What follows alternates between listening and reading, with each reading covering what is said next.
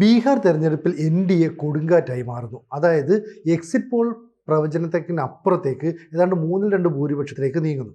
അങ്ങനെയാണെങ്കിൽ ഒരുപക്ഷെ ഇനി വരാനിരിക്കുന്ന ബംഗാൾ തെരഞ്ഞെടുപ്പ് നിർണായകമാണ്. കാരണം ഇപ്പോൾ ഈ ബീഹാറിലെ തെരഞ്ഞെടുപ്പ് ഏതാണ്ട് 65 ലക്ഷം വോട്ടർമാരെയാണ് ഒഴിവാക്കിയത്.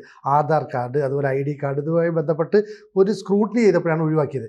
ഇതുപോലെ തന്നെ ബംഗാളിൽ ഏതാണ്ട് 35 ലക്ഷത്തോളം മരിച്ച ആളുകൾ ഇപ്പോഴും വോട്ടർ പട്ടികയിലുണ്ടെന്നാണ് പറയുന്നത്. അപ്പോൾ അവരൊക്കെ തന്നെ കുടിയേറി വന്ന ബംഗ്ലാദേശികളാണെന്നും അവർക്ക് വീട് വോട്ട് ചെയ്യാനുള്ള സാഹചര്യം ഈ പറയുന്ന മമത കൊടുത്തെന്നൊക്കെയാണ് പറയുന്നത്. അങ്ങനെയാണെങ്കിൽ മമതയുടെ കാലിടറുന്ന ഒരു സാഹചര്യം മുമ്പിൽ കാണാൻ പറ്റുമോ? മമത തോറ്റേ തീരൂ എന്ന് തീരുമാനിച്ചു കഴിഞ്ഞിട്ട് പ്രത്യേകിച്ച് എൻ ഡി എ അധികാരത്തിൽ വന്ന അന്ന് തൊട്ട് നടന്ന ബംഗാളിലെ എല്ലാ ഇലക്ഷനിലും, അത് ലോക്സഭയിലേക്കായാലും നിയമസഭയിലേക്കായാലും ആദ്യത്തെ ടാർഗറ്റ് ബംഗാളായിരുന്നു. അത് മമതയായിരുന്നു. എല്ലാവരുടെയും, ഞാൻ പറയുന്ന ഈ രണ്ടു കൂട്ടരുടെയും. അതാണ് ആദ്യകാലത്ത് ഓർക്കേണ്ട കാര്യമുണ്ട്.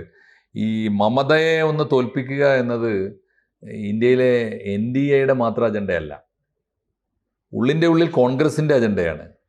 അത്ര തന്നെ ഇടതുപക്ഷത്തിൻ്റെ അജണ്ടയാണ്. മമത ഒരു യുണീക്ക് ലീഡറാണല്ലോ. ഇന്ത്യയിൽ വേറെ ആർക്കും ആ പാരമ്പര്യം അവകാശപ്പെടാനില്ല. ഇന്ത്യൻ നാഷണൽ കോൺഗ്രസിലെ യൂത്ത് കോൺഗ്രസിലൂടെ വളർന്നു വന്ന് വലിയ തീപ്പൊരി നേതാവായി ഇന്ദിരാഗാന്ധിയുടെ കാലത്ത് ജയപ്രകാശ് നാരായണനെ പോലുള്ള വലിയ വീരന്മാരോട് മല്ലടിച്ച് വളർന്നു വന്ന നേതാവാണ്.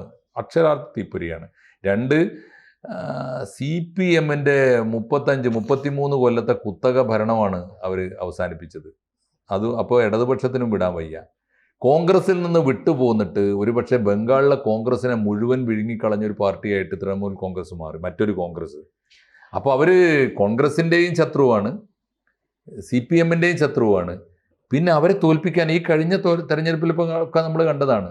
ഇത്രയേറെ അമിത്ഷാ ഉൾപ്പെടെയുള്ള ഭരണാധികാരികൾ, ഉഗ്രപ്രതാപികളായ വലിയ വലിയ ശക്തന്മാരായ ഭരണാധികാരികൾ, ഇന്ത്യയിലെ മുഴുവൻ കോർപ്പറേറ്റുകളുടെയും പണച്ചാക്കുകൾ അവിടെ കാത്തുകെട്ടിക്കിടന്നതാണ്. എന്നിട്ട് അവരെ തോൽപ്പിക്കാൻ പറ്റിയില്ല എന്നുള്ളത് അത്രയെങ്കിലും അവർ പിടിച്ചു നിന്നു എന്നുള്ളതാണ്. പക്ഷേ അത് ദീർഘകാലത്തേക്ക് പോകാൻ പറ്റില്ല എന്ന് നമുക്കൊക്കെ നല്ല ഉറപ്പാണ്. മമതയെ തോൽപ്പിക്കുന്നുള്ള ഉറപ്പ്. പിന്നെ മമതയുടെ വോട്ട് ബാങ്കുകളൊക്കെ തന്നെ ദുർബലമായിക്കൊണ്ടിരിക്കുന്നുണ്ട്. ഒന്ന്, ഈ ഗുജറാത്ത്, ഈ ബീഹാറിലെ പോലെ തന്നെ ഏറ്റവും കൂടുതൽ ബംഗ്ലാദേശി നുഴഞ്ഞുകയറ്റക്കാരും അനധികൃതമായി വോട്ടർ പട്ടികയിൽ വന്നവരുമൊക്കെ ബോധപൂർവം ചേർക്കപ്പെട്ടിട്ടുണ്ടാവും. തീർച്ചയായിട്ടും ബീഹാറിൽ അത് ചേർത്തത് ഈ ഇവരൊക്കെ ആവാം, തേജസ്വിയും കൂട്ടരൊക്കെ ആവാം, നിതീഷും ചേർത്തിട്ടുണ്ടാവാം. കാരണം അവരുടെയൊക്കെ ഒരു പിടിയിലാണത്. അപ്പോൾ മമത തീർച്ചയായിട്ടും ചേർത്തിട്ടുണ്ടാവും. മമതയുടെ അവിടുത്തെ ന്യൂനപക്ഷ വോട്ട്, മുസ്ലിം ആളുകൾ, പിന്നോക്ക ജാതിക്കാർ ഒക്കെയാണ് ഇവരുടെ വോട്ട് ബാങ്ക്. അപ്പോൾ ആ വോട്ട് ബാങ്കിൽ കൈവച്ചു, തീർച്ചയായിട്ടും കൈവെക്കും. ആ കൈവെക്കും, ശുദ്ധീകരണം നടക്കും. അപ്പോൾ വലിയ തോതിൽ അവർക്ക് വോട്ട് ചോർച്ച വരും. ഇനി BJP ആണ്. അപ്പോൾ വേറൊരു കാര്യം എന്താണെന്ന് വെച്ചാൽ മമതയുടെ തോൽവി ഉറപ്പാണ്. മമതയുടെ തോൽവി ഏറെക്കുറെ ഇപ്പോൾ ഈ പോക്ക് പോയാൽ ഇനി അവർക്ക്, എനിക്ക് തോന്നുന്നു ഇന്ത്യ ഭരിക്കുന്ന NDAക്ക് ഇനി മേജർ ടാർഗറ്റ് ഒന്നും ബാക്കിയില്ല. എല്ലാം പിടിച്ചല്ലോ. ഇനി ബാക്കിയുള്ളത് ഒരു പ്രധാനപ്പെട്ട ടാർഗറ്റ് എന്നും അവർക്ക് ബംഗാളാണ്. ബംഗാൾ ഇതുവരെ ഭരിച്ചിട്ടില്ല BJP. അതൊരു പ്രധാനപ്പെട്ട കാര്യമാണല്ലോ. കേരളം പോലെ തന്നെ ഒരു പിടികിട്ടാത്ത സ്ഥലമാണ് അവർക്ക്. അപ്പോൾ കേരളം പോലെയല്ല. അപ്പോൾ ബംഗാളിൻ്റെ പ്രശ്നം എന്ന് പറഞ്ഞാൽ മമതയെ തോൽപ്പിച്ചില്ലെങ്കിൽ അവർ കാണുന്നൊരു അപകടമുണ്ട്. ഇന്ത്യയിൽ BJPക്കും NDAക്കും എതിരായി വളർന്നു വരുന്നൊരു മുന്നണിയുണ്ട്. ആ മുന്നണിയെ നമ്മൾ ഇന്ത്യ മുന്നണി എന്ന് വിളിച്ചാലും ഇന്ത്യ മുന്നണി എന്ന് വിളിച്ചാലും ആ മുന്നണിക്ക് ഇല്ലാത്ത ഒരു ലീഡർഷിപ്പാണ്. പക്ഷെ ആ മുന്നണിയുടെ തലപ്പത്ത് ഒരാൾ വന്നാൽ ആ മുന്നണി ശക്തിപ്പെടുമെന്ന് NDAക്ക് നന്നായിട്ട് അറിയാം. അത് മമതയാണ്. കാരണം ഈ പറഞ്ഞ ഇന്ത്യയിലെ എല്ലാ ശക്തികളെയും ഒരുമിച്ച്, പ്രധാനപ്പെട്ട എല്ലാ ശക്തികളെയും, BJP അവർക്ക് നേരിടാൻ പറ്റി, കോൺഗ്രസിനെ നിലംപതിപ്പിക്കാൻ പറ്റി, CPMനെ ഒന്നും അല്ലാതാക്കാൻ പറ്റി, ഇല്ലാതാക്കി കളഞ്ഞല്ലോ. അപ്പോൾ ആ പാർട്ടിയെ, ഒന്നാമത്തെ കാര്യം അവരുടെ ലൈഫാണ് ഒരു പ്രധാനപ്പെട്ട കാര്യം. മമതാ ബാനർജിക്ക് തുല്യമായി വ്യക്തിപരമായൊരു ജീവിതം നയിക്കുന്ന ഒരു രാഷ്ട്രീയക്കാരനും ഇന്ന് ഇന്ത്യയിലില്ല. അത്ര ലളിത ജീവിതമാണ് അവർ. പിന്നെ അവരുടെ വിശ്വാസം ലേമനാണ്. തൃണമൂൽ തന്നെയാണ് അവരുടെ ബലം. തൃണമൂൽ എന്ന് പറഞ്ഞാൽ അറിയാലോ, ഗ്രാസ് റൂട്ട്, താഴേക്കടയുള്ള മനുഷ്യരാണ് അവരുടെ ബലം. അതൊക്കെ ഉണ്ട്. പക്ഷെ അതൊക്കെ ഉണ്ടെങ്കിൽ തന്നെ അതിനെയൊക്കെ മറികടക്കുന്ന മട്ടിൽ ഉള്ള പ്രവർത്തനങ്ങൾ BJPക്കും NDAക്കും നടത്തിയേ തീരും. അവർ തോൽപ്പിക്കാനുള്ള എല്ലാ സാധ്യതയുണ്ട്. ഇപ്പോൾ വന്നിരിക്കുന്ന ഒരു മാറ്റം, എനിക്ക് തോന്നുന്നു ബീഹാറിലെ ഈ തെരഞ്ഞെടുപ്പ് ഇത് ഏറെക്കുറെ എല്ലാ എക്സിറ്റ് പോളിലും നമ്മൾ കണ്ടതാണ്. ബീഹാറിൽ സംഭവിച്ചിരിക്കുന്നത്, ഈ പഴയ സോഷ്യലിസ്റ്റുകൾ ഉണ്ടല്ലോ, ഇവർ തമ്മിലുള്ള നിതീഷ് കുമാർ, ജനതാദൾ യു എന്ന് പറയുന്നത് പഴയ ജനതാദളത്തിൻ്റെ ഒക്കെ ഒരു ഭാഗമാണ്. ഇദ്ദേഹത്തിൻ്റെ പാർട്ടിയും ലാലു പ്രസാദ് യാദവിൻ്റെ പാർട്ടിയും തേജസ്വിയുടെ പാർട്ടിയും ഒക്കെ അത് തന്നെ. സോഷ്യലിസ്റ്റുകൾ നെടുകെ പിളർന്ന സോഷ്യലിസ്റ്റുകളുടെ നാടാണ് ബീഹാർ. ഇന്ത്യയിലെ എല്ലാ അടിസ്ഥാന കലാപങ്ങളുടെയും വിപ്ലവങ്ങളുടെയും ഒക്കെ നാടാണ്. അവർ തമ്മിൽ പിരിഞ്ഞപ്പോൾ ഉണ്ടായ ഒരു ഒരു ഡീലാണ് ഇപ്പോൾ ഒരു തരം പരിണതിയാണ് ഇപ്പോൾ നമ്മൾ കാണുന്നത്. ഈ ബംഗാളിൽ മറ്റൊരു പ്രശ്നം കൊണ്ടുണ്ട്. കാരണം ഈ ബംഗ്ലാദേശിൽ നിന്ന് നുഴഞ്ഞു കയറുന്ന ആളുകൾക്ക് മുഴുവൻ തന്നെ ഈ പറയുന്ന CPM റേഷൻ കാർഡ് കൊടുക്കുന്നു, ID കാർഡ് കൊടുക്കുന്നു, അങ്ങനെ സംരക്ഷിച്ചാണ് അവർ വോട്ട് ബാങ്കാക്കിയത്. അതേ തന്ത്രമാണ് പിന്നീട് മമത പ്രയോഗിക്കുകയും CPM-നെ അവിടുന്ന് തൂത്തെറിയുകയും ചെയ്തത്. അതേ തന്ത്രം ബംഗാളിൽ ഈ മമതയും പ്രയോഗിച്ചുകൊണ്ടാണ് ഇപ്പോൾ അവിടെ ഈ വോട്ടർ പട്ടിക പരിഷ്കരണമൊക്കെ ആയിട്ട് ചില നീക്കങ്ങൾ നടത്തുമ്പോൾ അതിന് വേണ്ട എന്ന് പറഞ്ഞിട്ട് സ്ത്രീകളടക്കമുള്ളവർ നിരത്തിലിറങ്ങുകയാണ്, റോഡിലിറങ്ങി വലിയ പ്രതിഷേധങ്ങൾ സംഘടിപ്പിക്കുകയാണ്. അപ്പോൾ ഈ ബീഹാറിൽ നടത്തിയതുപോലെയുള്ള ഒരു നീക്കം ഒരു പക്ഷേ വീണ്ടും ബംഗാളിൽ നടത്തുകയാണെങ്കിൽ അവരുടെ വോട്ട് ബാങ്കിൽ വലിയ ചോർച്ചയുണ്ടാകും. ഇത് മമത ഒരു അപകടമായിട്ട് മുന്നിൽ കണ്ട് പ്രതിരോധിക്കും. കാണുന്നുണ്ടാവും. അതുകൊണ്ട് തന്നെ ആയിരിക്കും സമരത്തിന് ഇറങ്ങിയിട്ടുണ്ടാവുക. പിന്നെ മമതയ്ക്ക് വേറൊന്നുണ്ട് കേട്ടോ. മമതയ്ക്ക് ഇപ്പോൾ ബീഹാറിലെ ഈ പ്രമാണിമാരായ ഇവരൊക്കെ ഭൂപ്രഭുക്കന്മാരാണ്. വ്യത്യാസമുണ്ട്. നിങ്ങളിപ്പോൾ നിതീഷ് എടുത്താലും അവിടുത്തെ വലിയ പ്രമാണിയാണ്.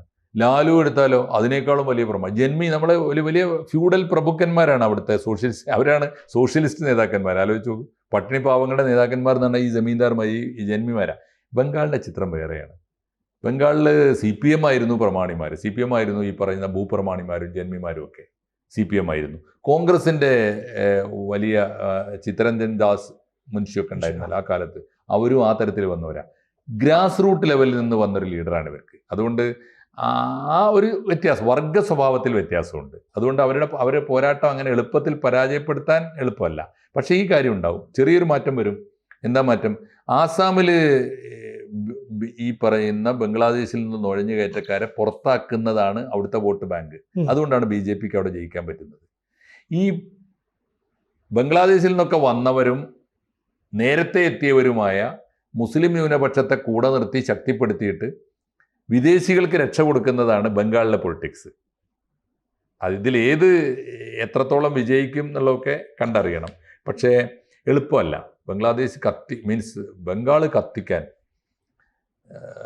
മമതയ്ക്ക് ശക്തിയുണ്ട്. ബാക്കിയൊക്കെ നമ്മൾ പട്ടാളം, BSF, ഇപ്പോൾ അതിർത്തി രക്ഷാസേന, ഒരു കാര്യം ആലോചിച്ച് നോക്കൂ. അതിർത്തി രക്ഷാസേന കേന്ദ്രത്തിൻ്റെ കയ്യിലാണ്. കേന്ദ്ര ആഭ്യന്തര വകുപ്പും പോലീസും ഒക്കെ എല്ലാം കേന്ദ്രത്തിൻ്റെ കയ്യിലാണ്.